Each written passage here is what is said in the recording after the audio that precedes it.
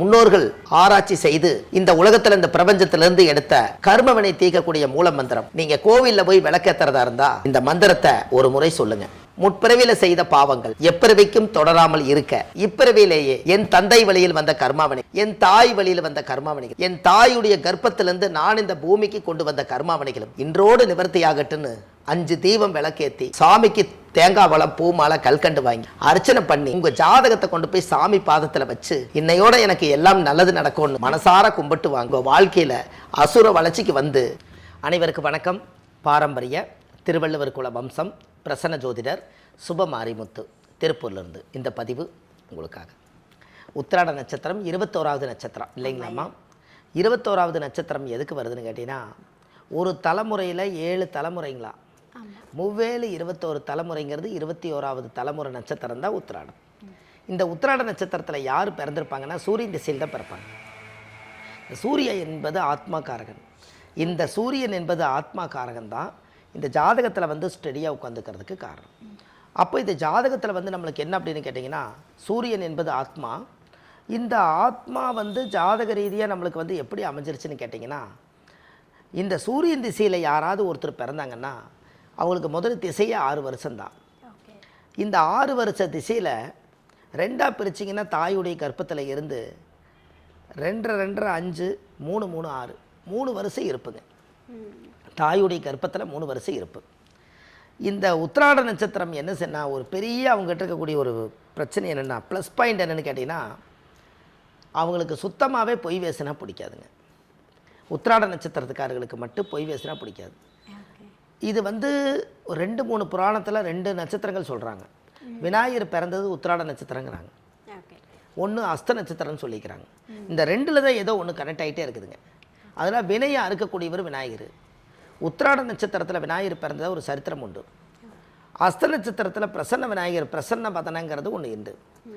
இதில் மெயின் என்னென்னு கேட்டிங்கன்னா, அந்த உத்திராட நட்சத்திரக்காரர்களுக்கு தனுசு ராசியும் வரும், மகர ராசியும் வரும். ஆனால் நேர்மையாக வாழணுங்கிறது அவங்ககிட்ட உண்டு. அவ்வளவு சீக்கிரம் அவங்க நெருங்கி பழக மாட்டாங்க. யாருக்கிட்டையுமே உத்திராட நட்சத்திரக்காரர் அவங்களுக்கு பிடிச்சா மட்டும்தான் பழகுவாங்க. அவ்வளவு சீக்கிரம் யாரையும் மனசில் எடுத்துக்க மாட்டாங்க. ஒரு பெண்ணாக இருந்து உத்திராட நட்சத்திரம் வந்தால் அது ஆணுடைய நட்சத்திரம் இல்லைங்களா, அவங்க கொஞ்சம் கம்பீரமாக இருப்பாங்க. எதுவாக இருந்தாலும் நீ இங்கே வா, வந்து பேசு, எதுவாக இருந்தாலும் நேராக பேசிக்கலாம், வா, ஃபோனில் பேசாத, போன வை, நேரில் வா. இந்த மாதிரி ஒரு சபதம் போட்டுக்கிறது, எதுலேயும் துணிஞ்சு நிற்கிறது, எவ்வளவு தூரம் எல்லை வரைக்கும் நீங்கள் தொட்டு அவங்களுக்கு ஏதாவது ஒரு பிரச்சனை வந்து நம்ம உருவாக்குனா அது என்ன பிரச்சனைகள் வருங்கிறத கண்டுபிடிச்சி அதை சரி செய்யக்கூடிய நட்சத்திரம் உத்திராடம். உத்திராடம் ஆதி 6 6 உத்தமம், பித்தனாறு பிறந்தது பின்னை 7 பத்தமம், அஸ்தமோடு சித்திரை அமைந்து வாழ்வு குண்டிடும், மங்கை நூலெழுப்பால் பத்தினி விதவி ஆவாள். அந்த காலத்திலே பாட்டு இருக்குதுங்க. உத்திராட நட்சத்திரத்தில் பிறந்தா உத்தரவாதம் கொடுக்க மாட்டாங்கிறது ஒன்றுமு. உத்தராயண காலம் பிறந்தது அங்கே தான் உத்தராயண காலம்ங்க. உத்தராயண காலம்ங்கிறது எங்கிருந்து பிறக்குதுன்னா, தை மாதத்தில் முதல் 1ஆம் தேதி அன்னைக்கு தை மாதத்தில் உத்திராட நட்சத்திரத்தில் 1 டிகிரி நிற்கிங்க. உத்தராயண காலம் என்பது மகர ராசியிலிருந்து தை மாதம் முதல் ஆடி மாதம் வரை உத்தராயண காலம், ஆடி மாதம் முதல் தை மாதம் வரை தட்சிணாயன காலம். இந்த உத்தராயண காலமும் தட்சிணாயன காலம் என்னென்னா, இந்த சூரியன் ஏறு காலத்தில் பிறக்கும்போது தான் கோயில் கும்பாபிஷேகம் பண்ண நல்லதுங்களாம். அதனால் பல்லாயிரம் வருஷத்துக்கு முன்னாடியெல்லாம் ஆயிரக்கணக்கான வருஷத்துக்கு கடந்து பெரிய பெரிய கோவில்கள் எல்லாம் உத்தராயண காலத்தில் தான் கோயில் கும்பாபிஷேகம் பண்ணுவாங்களாம். கோயிலெல்லாம் 30 வருஷம் 40 வருஷம் கட்டிடுவாங்களாமா. உத்தராயண காலம் வரட்டுன்னு வெயிட் பண்ணுவாங்களாம். அப்போது உத்தராயண காலம் எங்கே ஆரம்பிக்குதுன்னா, அந்த உத்திராட நட்சத்திரத்தில் தான் ஆரம்பிக்குதுங்க. அவங்கள போய் நீங்கள் ஒரு தீபம் போட்டு ஒரு தொழில் செஞ்சீங்கன்னா அந்த தொழில் அசுர வளர்ச்சி வரும். இந்த ரகசியமெல்லாம் யாருக்கும் தெரியாதுங்க.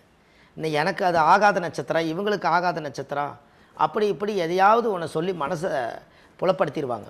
ஆனால் உத்தராயண காலம் என்பது யாராவது உத்திராட நட்சத்திரத்தில் பிறந்து, அது தனுசு ராசியாக இருக்கட்டும், அது மகர ராசியாக இருக்கட்டுங்க, உத்திராட நட்சத்திரத்துலேன்னு ஒருத்தர் பிறந்துட்டாங்கன்னா அந்த நட்சத்திரக்கார் வந்து 9 10 2க்கு தொடர்புள்ள நட்சத்திரம் அது ஒன்று தாங்க. மேசத்துலேருந்து 9வது ராசி வந்து தனுசு, அங்கேயும் உத்திராட நட்சத்திரம் இருக்குது. 10ஆம் இடம் என்பது தொழில், 10க்கு உத்திராட நட்சத்திரம் இருக்குது. அந்த 2 ராசிக்குமே அந்த உத்திராட நட்சத்திரம் பொருதி வரதுனால சூரியனுடைய நட்சத்திரத்தில் பிறந்துக்கிறவங்க ஒரு விளக்கேற்றி வச்சா அந்த வீடு வெளிச்சம் இருக்குமா. என்னங்கம்மா, சூரியன் என்பது விளக்கு.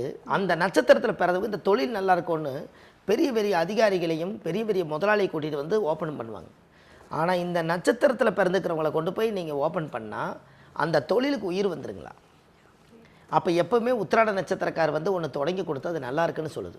அதனால தான் உத்திராடம் உத்தரவாதம் கொடுக்காது, வருதுன்னா சொன்னால் காப்பாற்றி விட்டுரும். இந்த மாதிரி இந்த நட்சத்திரங்களுடைய கேரக்டர் வந்து ரொம்ப அதிகமாக அவங்களுக்கெல்லாம் அந்த காலத்தில் அப்படி இருக்குதுங்க. இதெல்லாம் பிறவி எடுத்து வாங்குறதாங்க. இந்த பிறவி எடுத்து இப்போ அடுத்த ஜென்மத்தில் அவர் என்ன நட்சத்திரங்க? உத்திராட நட்சத்திரத்தில் இந்த ஜென்மத்தில் அவர் பிறந்துட்டார். அடுத்த ஜென்மத்தில் அவர் எந்த நட்சத்திரமாக இருப்பார்? அதுக்கு அடுத்த ஜென்மத்தில் அவர் எந்த நட்சத்திரமாக இருப்பார்? எல்லாத்துக்கும் தெரியாது இல்லைங்களா? அதே உத்திராட நட்சத்திரத்தில் தான் அவர் அடுத்த ஜென்மத்திலேயே பிறப்பாருங்க. அதுக்கு அடுத்த ஜென்மத்திலே உத்திராடத்தில் தான் பிறப்பார். ஏன்னு கேட்டிங்கன்னா ஜென்மத்துக்கு ஒரே நட்சத்திரத்தில் தான் பிறவி எடுப்போம். அதனால தானே உங்களுக்கு கோயிலில் அர்ச்சகர்கிட்ட போய் உங்களுடைய பேர் என்னங்கன்னு கேட்டால் சொல்கிறீங்க. உங்கள் நட்சத்திரம் என்னன்னு கேட்டால் ஒருத்தர் தெரியலன்னா அவர் என்னங்கிறாரு? ஜென்ம நட்சத்திரம் ஜென்ம ராசி நாம தேசியான்னாம் தீர்க்காயில் தீர்க்க சுமங்கலி சித்தியத்தம் சொல்கிறாரல்ல. அது எதுக்கு சொல்கிறாரு? ஜென்ம நட்சத்திரம் ஜென்ம ராசி நாம தேசியான்னாம் எதுக்கு சொல்கிறாங்க? அப்போ உங்களுக்கு என்ன நட்சத்திரமாக இருந்தாலும் ஒரு நட்சத்திரம் தான் பிறந்திருப்பீங்க. அது ஜென்மத்துக்கு அதே நட்சத்திரம் தான். அப்போ ஜென்ம நட்சத்திரம்னு வேறு வச்சிட்டார். இப்போ நான் வந்து ஒரு நட்சத்திரம் பிறந்துக்கிறேன்னா என்னுடைய ஆயுள் காலத்து வரைக்கும் நான் அதே நட்சத்திரத்தில் தான் இருப்பேனுங்க. நான் அடுத்த பிறவி எடுத்தாலும் எனக்கு அதே நட்சத்திரம் தான். Fixed pattern. பேட்டர்ன் வந்து ஃபிக்ஸடுங்கன்னு. நீங்கள் ஒரு நட்சத்திரத்தில் பிறந்திருப்பீங்க, அது அடுத்த பிறவிலையாவது எனக்கு நல்ல நட்சத்திரம் பிறந்து எனக்கு நல்லது நடக்கும்னு நீங்கள் நினைப்பீங்க. அப்படி இல்லை, அதே நட்சத்திரம் தான். உருவம் வேணால் மாறலாம், தோற்றங்கள் மாறலாம், ஆனால் அது மாறாது. அப்போ இது எல்லாத்துக்குமே அந்த காலத்தில் ஜென்ம நட்சத்திரம் என்று பொருள்.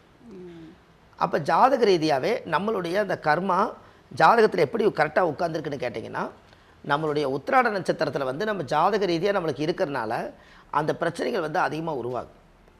அப்போ தெய்வத்தினுடைய சப்போர்ட் எப்படி வரும் அப்படின்னு கேட்டிங்கன்னா, யாரோட சப்போர்ட் இல்லைனாலும் தெய்வத்தோட சப்போர்ட் இருக்குங்க. அப்போ இவர் சூரியன் திசையில் இவர் பிறந்துட்டார், 3 வருஷம் இருப்பு. சந்திர திசை ஒரு 10 வருஷம், 13 வயசாச்சு. செவ்வாய் திசை ஒரு 7 வருஷம். அப்போ 13 ஒரு 7 20 வயசுங்கும் போது இவர் படிப்பு காலத்தை முடிப்பார். ராகு திசை 18 வருஷம். இந்த ராகு 18ங்கும் போது 20 ஒரு 18 38. இந்த 38 வருஷத்துக்கு ஜாதகத்தில் 38 வயசு வரும்போது இவருக்கு ராகு திசை கரெக்டாக முடியும். அப்போ கரெக்டாக பாருங்கள், ராகு திசையில் தான் அவர் கல்யாணம் நடக்கும். சூரியன் திசை உத்திராட நட்சத்திரத்தில் யார் ஒருத்தர் பிறந்தாலும் அவங்களுக்கு பெரும்பாலும் பாருங்கள் 100%ன்னு ஒன்று சொல்லுவாங்க. நம்ம 100%ன்னு சொல்கிறத விட ஒரு 70% ராகு திசையில் தான் அவர் கல்யாணம் நடக்கும்.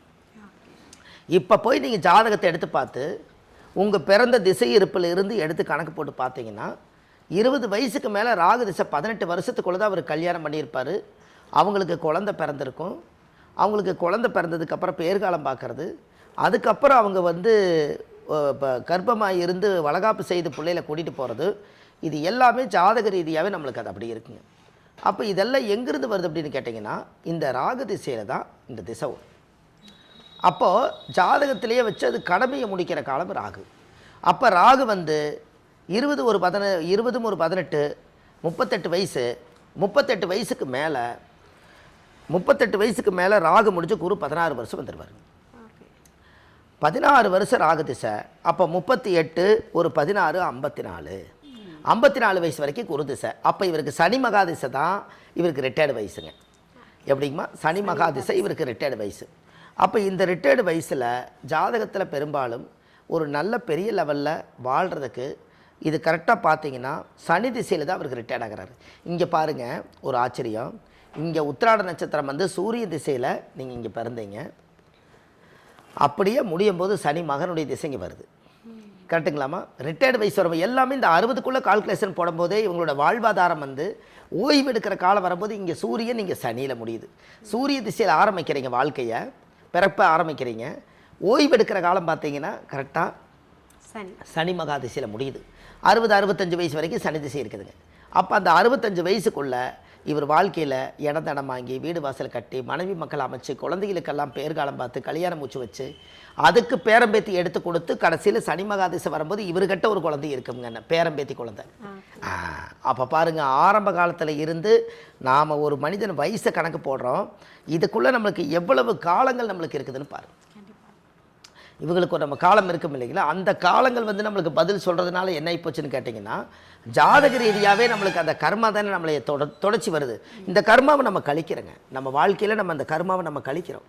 எப்படி கழிக்கிறோம் அப்படின்னு கேட்டிங்கன்னா, ஒவ்வொரு புண்ணியங்களையும் தானங்களையும் தர்மங்களையும் செய்து அந்த கர்மாவை நம்ம கழிக்கிறோம். அப்படி கழிக்கும்போது தான் நம்மளுடைய பிறப்புடைய கர்மா கழிஞ்சு தான் நம்ம இந்த ஆன்மா புனிதமாகுமா அப்படின்னா பார்த்துக்குங்களேன்.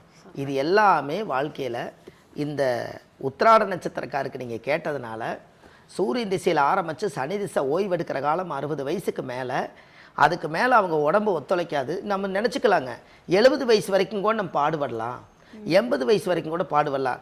ரைட்டு, நீங்கள் இளமையான வயசுலேருந்தே பாடுபட்டு 70 வயசாகி 80 வயசு இன்னும் பாடுபட்டுட்டு இந்த உடம்பு வந்து நம்ம சொல்படி வந்துங்க 40லேருந்து 50 வயசு வரைக்கும் உடம்பு நம்ம சொன்னால் கேட்குங்க. அப்புறம் 50 வயசுக்கு மேலே போயிட்டீங்கன்னா உடம்பு சொல்கிறத நம்ம கேட்கணும். அப்படி இருக்கும்போது நீங்கள் 70 வயசில் இந்த உடம்பை வருத்தி சம்பாரித்து நம்ம என்ன பண்ண போகிறோம்? வறுமையும் நிறம் சிவப்புங்கிற கோட்டை வெள்ளையாக மாற்றி 60 வயசுலேயே முடிச்சுக்க வேண்டியதானே? கண்டிப்பாக. என்னங்க எல்லாரும் என்ன சொல்லுவாங்கன்னா, கர்மா தொடர்ந்துட்டு இருக்குதுங்க, உங்களுக்கு கஷ்டம் தீர்ந்துருச்சு, எங்களுக்கு கஷ்டம் தீரலையேம்பாங்க. அதுக்குத்தான் ஆண்டவன் என்ன சொல்கிறாருன்னா, இந்த பிறப்புக்கு போதே உங்களுக்கு இந்த திசைகளில் இந்த திசைகளில் நீங்கள் கரெக்டாக வாழ்ந்து கரெக்டாக முடித்து ஓய்வெடுக்கிற காலத்தில் எந்த பிரச்சனையும் இல்லாமல் கடமை முடித்து ஓய்வெடுங்கிறக்காகத்தானே அந்த காலத்தில் ஆர்டர் பண்ணி கொடுத்துருக்காங்க. சூரிய திசை 6 வருஷம், சந்திர திசை 10 வருஷம், செவ்வாய் திசை 7 வருஷம், ராகு திசை 18 வருஷம், குரு திசை 16 வருஷம், சனி திசை 19 வருஷம், புதன் திசை 17 வருஷம், கேது திசை 7 வருஷம், சுக்கிர திசை 20 வருஷம். அப்போ 120 வருஷம் ஒரு மனிதருக்கு வந்துருச்சு இல்லைங்களா? அப்போ 120 வருஷம் ஒரு மனிதருக்கு வந்துருச்சுன்னா அப்போ 120 வருஷத்துக்கு மேலே மறு ஆயுள் பிறக்கணும்னா இன்னொரு பிறவி எடுத்து வரணும். இப்போ இந்த ஆர்டர் படி போயிட்டீங்கன்னா எல்லாமே ஆர்டர் படி தானே வச்சுக்கிறாங்க. 1க்கு அப்புறம் 2ன்னு வச்சுக்கிறாங்க, 2க்கு அப்புறம் 3ன்னு வச்சுருக்காங்க. நான் 3 7 மாற்ற வேண்டாம், 4 5 6 7ன்னு படிப்படியாக போய் வாழ்ந்து காலத்தை கழிச்சிட வேண்டியதானுங்க, இல்லைங்களாம்மா? கண்டிப்பாக இந்த உத்திராட நட்சத்திரக்காரர்களுக்கு கோயில் அமைச்சு கொடுக்குறேங்க. அந்த கோயிலுக்கு அவங்க போயிட்டு வந்தாங்கன்னா இப்போ இருக்கிற பிரச்சனைக்கு அந்த தாக்கத்துக்கு அந்த கோயில் போயிட்டு வந்தால் அவங்களுடைய வாழ்க்கை ரொம்ப நல்லாயிருக்கும். இதை கண்டிப்பாக செய்யுங்க, உங்கள் வாழ்க்கை அசுர வளர்ச்சிக்கு வருது. சூப்பர்யா. அதாவது வந்து எல்லாரும் வந்து நினைப்பாங்க, ஏன்னா உயிருள்ள வரைக்கும் வந்து ஓடுவோம் உழைப்போம் அப்படின்னு சொல்லிட்டு. சார் நீங்கள் சொன்ன மாதிரி ஒவ்வொரு திசையிலையும் இந்த விஷயத்த நீங்கள் கரெக்டாக பண்ணாலே போதும், 60 வயசுக்கு அப்புறமா நிம்மதியாக ரெஸ்ட் எடுக்கலாம் அப்படின்றத வந்து இப்போ பார்க்குறவங்களுக்கு வந்து தெளிவாக புரிய ஆரம்பிச்சு நினைக்கிறேன். ரொம்ப அருமையான பலன்கள் கொடுத்துருக்கீங்க. ரொம்ப நன்றிங்கம்மா, வணக்கம். ஐயா, உத்திராடம் நட்சத்திரம் பல்வேறு அற்புதமான பலன்களை கொடுத்துருக்கீங்க. பிரச்சனையிலேருந்து விடுபடணும்னாலே முதல்ல வந்து ஒரு நம்பிக்கை வரணும். அந்த நம்பிக்கை எங்கேருந்து கிடைக்கும்னா கோவில்ல இருந்து கிடைக்கும். கண்டிப்பாக. ஸோ நீங்கள் சொல்லிட்டீங்க கோவிலுக்கு போயிட்டு வாங்க, உங்களுக்குனே ஒரு நட்சத்திர கோவில் இருக்குன்னு. கண்டிப்பாக. ஆனால் எந்த கோவில்னு நீங்கள் சொல்லலை. எந்த கோவில்னு சொன்னீங்கன்னா கண்டிப்பாக அவங்களும் போயிட்டு வந்து பலன் அடைவாங்க நம்புகிறேன். கண்டிப்பாங்கம்மா.